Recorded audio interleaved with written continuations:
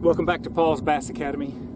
Today I'm going to try a little bit of jerkbait fishing. I have a very short amount of time to actually try to get anything done this evening, so I'm not going to get to fish but maybe an hour. But we're going to get out here. I'm going to try a couple of techniques that I've been reading up about. I managed to make it work for me a couple of weeks ago, so I'm going to see if I can repeat that and get at least one or two fish in the boat before it gets dark. So stay tuned.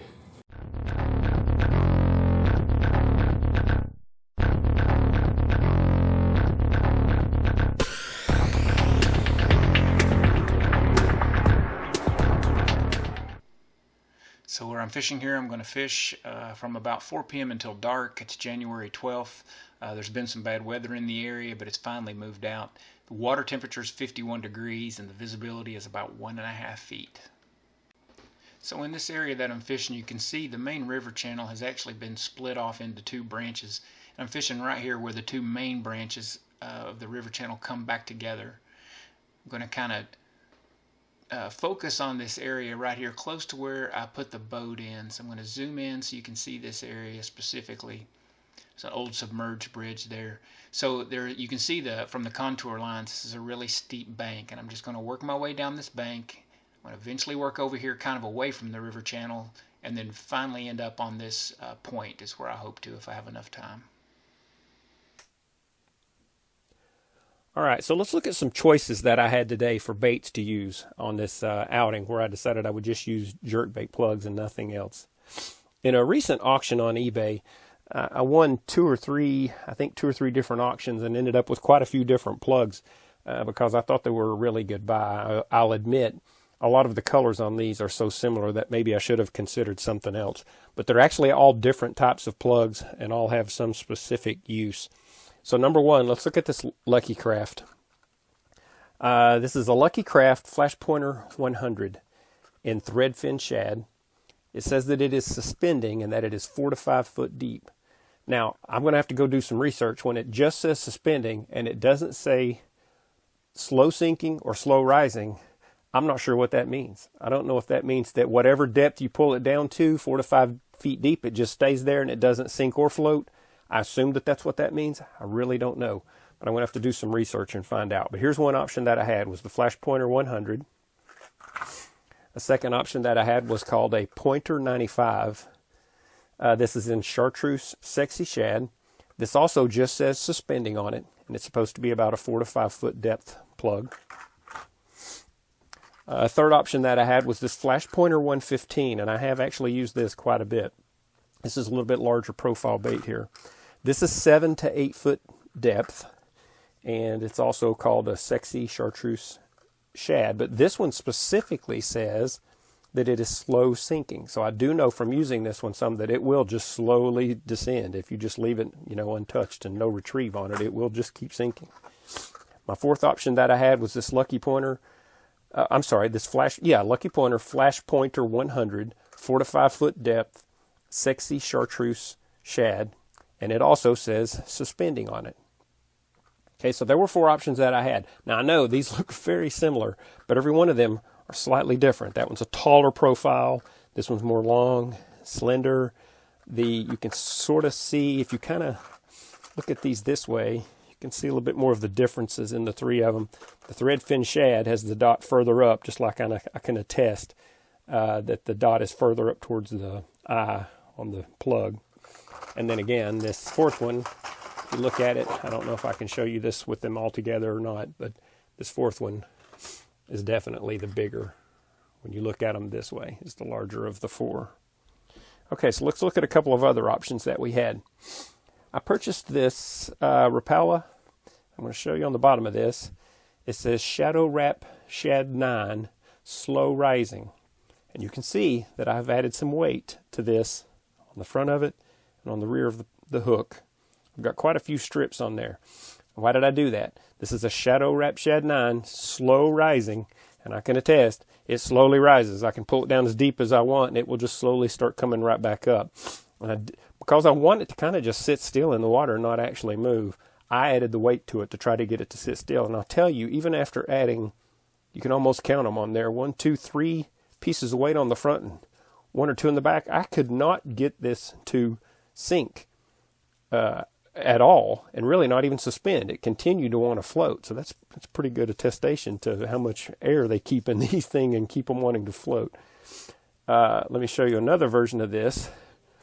And I've saved this one for last because this has become my favorite jerkbait plug so far that I've ever used. I haven't tried Mega Bass yet. Yes, I eventually will drop the money and try one of those. But this has become my favorite jerkbait plug. Now, why is that? This is a Rapala Shadow Wrap Deep 11. Hopefully you can see that on the bottom of that. And it says slow sinking. I had worn the paint off this in a short amount of time because I used it so much. But this is slow sinking. I can attest to that. It really does slowly sink. It just slowly descends down. I think it says 7 to 8 feet or 8 to 10 feet on the package. I can't recall. I caught one smallmouth and half a dozen roughly largemouth on this plug this fall. I used this quite a few times, never had a hit on it. And I used this Lucky Craft quite a few times and never had a hit on it. I honestly don't know if that means anything or not, but it's all about confidence. I used this and I caught fish. I caught drum, stripe, several largemouth, and a smallmouth, like I said. So this quickly got my confidence. I don't know what it is about it. It looks something like a threadfin shad that we have here in Tennessee. You'll notice it doesn't have a big dot behind its eye here that threadfin shad have, but doesn't matter. This is what I was catching my fish on. I don't know if you can see it or not. This is cracked all the way up the plug and all the way up this side. You can literally take your finger and press this. This is my fault. I can't blame this on the manufacturer. I threw this really hard once trying to throw it way up the bank, and I actually slapped it into the trolling motor when I cast it. And I think I just cracked the daylights out of it. It's cracked all across the bottom there too, I just noticed. But this quickly filled up with water after I did that and became a fast sinking plug. So once I did that, it was pretty much game over. And this was no longer working for me at all. As soon as you threw it in the water, it went straight up like this and straight down very, very quickly. So those were my options today. And this is what I chose to use all day long. Did catch a couple of fish on this, as you're going to see one of them towards the end of the video.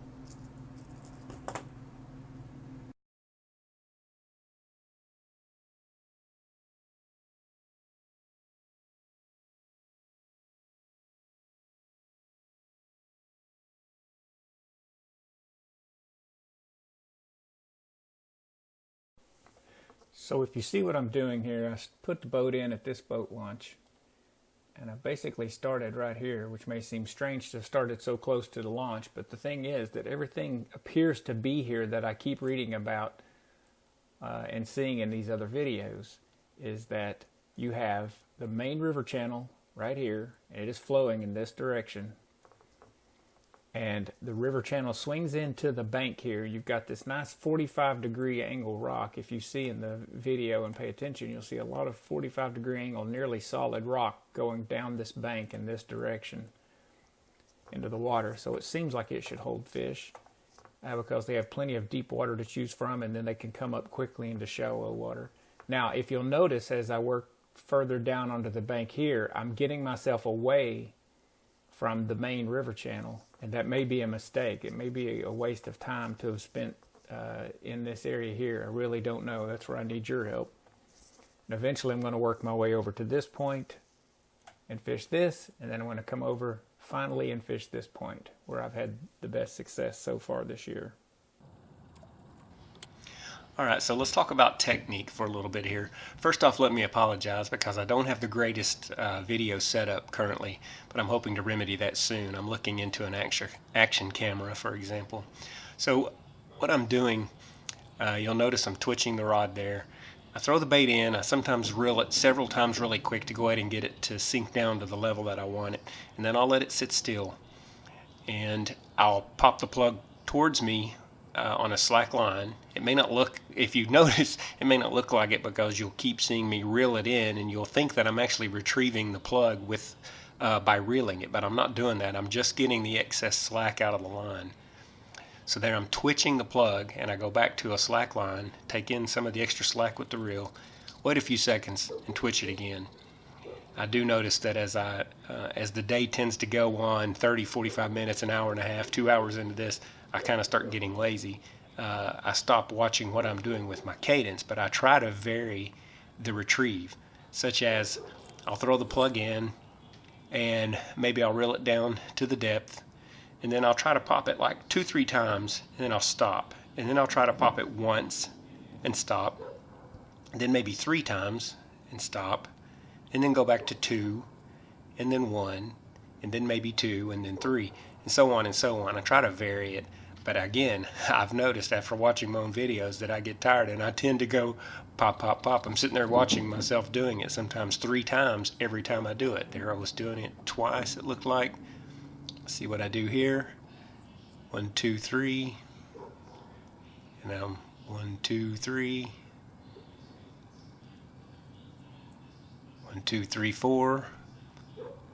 So I'm 1, 2, 3 there. So I seldomly ever do it just 1 or 2 times. It seems like I'm doing it 3 and 4 times. So kind of a personal note to myself is that maybe I need to slow it down just a little bit.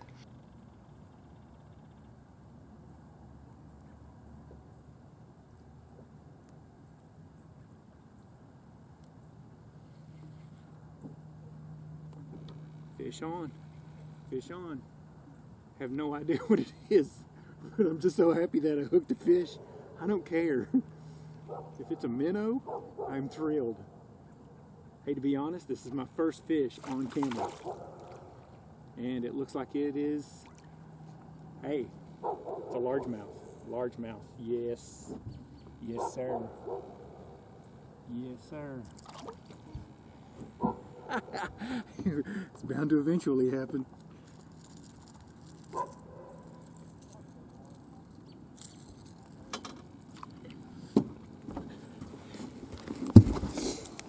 I'm just so thrilled that I finally have a fish that I actually caught on camera.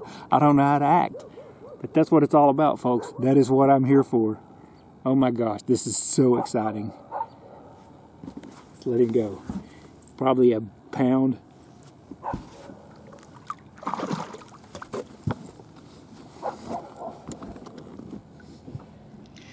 Okay, and so that's going to wrap up this video. That is, let's see, I did catch 2 fish. That was the only bass that I caught on this trip.